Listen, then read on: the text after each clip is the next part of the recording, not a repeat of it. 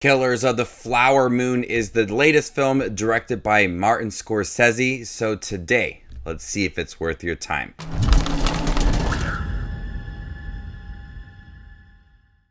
Hey everybody, my name's Justin here. I try to watch everything that hits theaters and on streaming services. If you guys are like me, go ahead and hit that subscribe button down below and click that bell notification for more up and coming content. In the 1920s, members of the Osage Native American tribe of Osage County, Oklahoma are murdered after oil is found on their land and the FBI decides to investigate. Another Martin Scorsese film that stars Leonardo DiCaprio and Robert De Niro. It's a perfect combination, and this film is so long, 3.5 hours.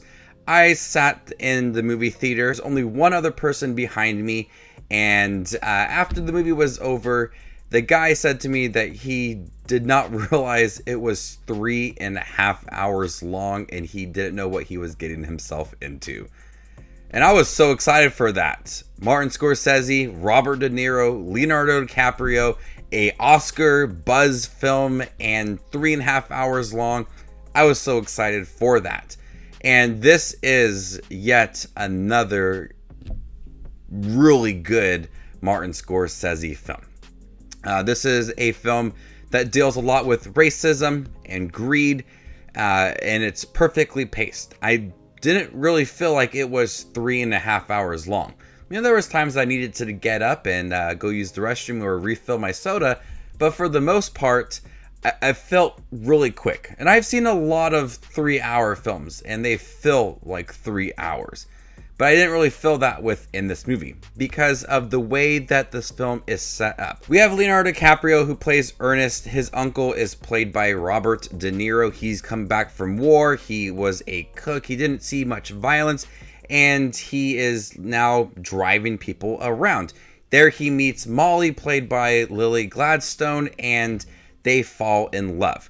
Well, Robert De Niro's character starts to persuade Leonardo DiCaprio's character to do some shady things to kill off some of the Osage County Native Americans and gain control of their money and their land.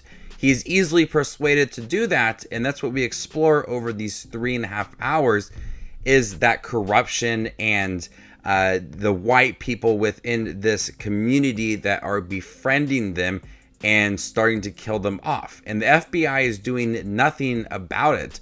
And we see for most of the film that they are trying their hardest to get people to investigate it, people to have these private investigators to come within to their community to find who is killing the members of this community.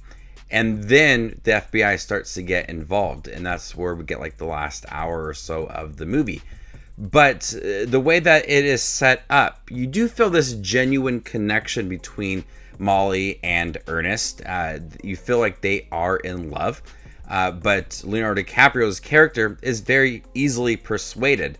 And that's where a lot of the dramatic scenes come. A lot of the scenes that are very hard to watch is when we start to dive deep into Robert De Niro's character having his hand in everything that is going on and starting to kill off Molly's family and members of the Osage County.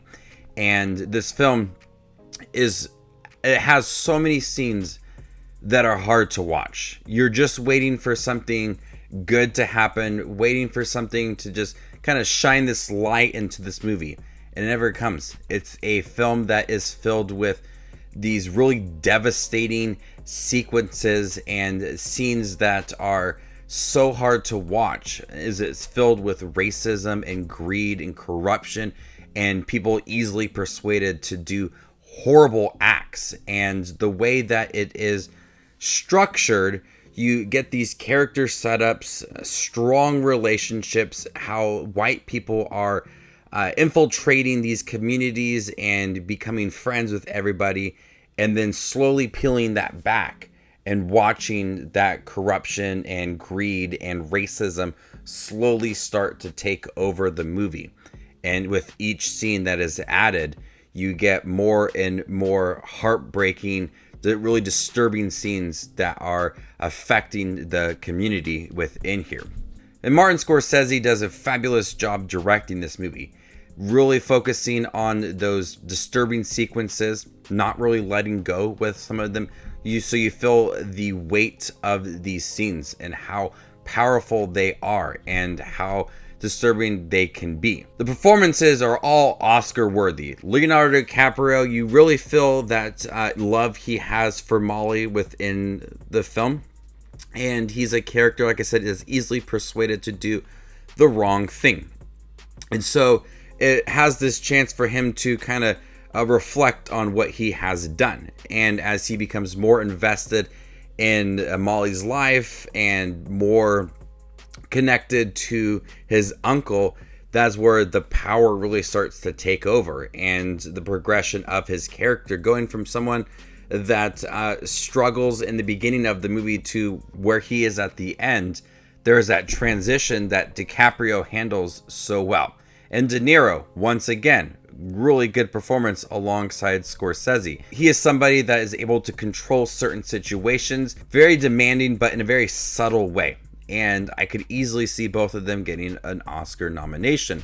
And then you have Lily Gladstone, who gives this really subtle performance. You feel all of the emotions without her showcasing it. You feel that she is upset with losing family members. She's upset with all these white folks coming into her community. You feel that hatred she has and the emotion behind her, but she's controlling all of it and gives a really subtle, very powerful emotional performance, because you feel all those emotions that she has, but she's not showcasing them. She works so well alongside DiCaprio and De Niro, really matching their performances without overpowering them or outdoing them. It's a really good performance that I would love to see be nominated for the Oscar. Now, this is based on a novel and a true story, which I have not read, and the way that this film was presented, originally it was supposed to be from the perspective of the FBI and them trying to find out who the killer is, so this mystery. And the way that Scorsese wanted it to be structured, and Leonardo DiCaprio's involvement as well, it's told from the perspective of the Native Americans, so you really focus on their story. And I thought that was a smart move, because you have that emotional weight to it. You feel the hatred that they have, you feel that their community is being torn apart, and the love that they have for each other, all of their customs, all their traditions, everything that they stand for is within this movie.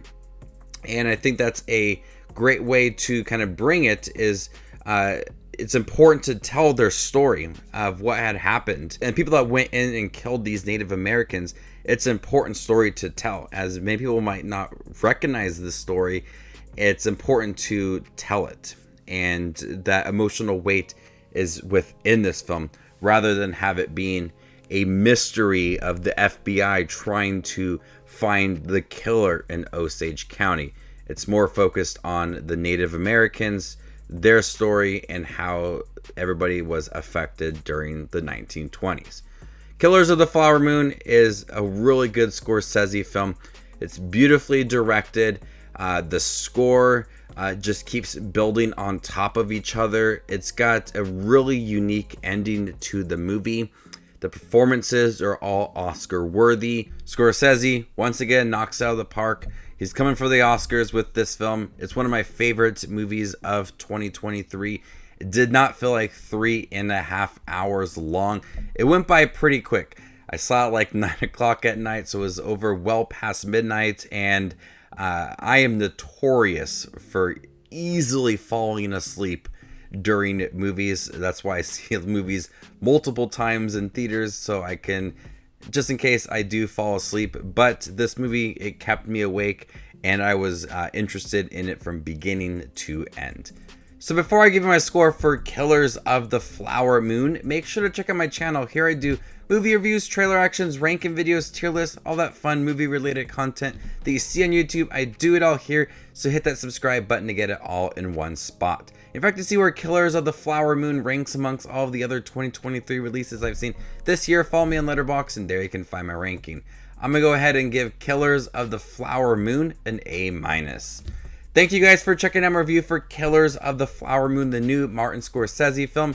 Have you guys seen it by chance? What did you think about it? Let me know in the comment section down below, and stay tuned for more up and coming content like this. My name is Justin Watches Movies, and you guys stay classy.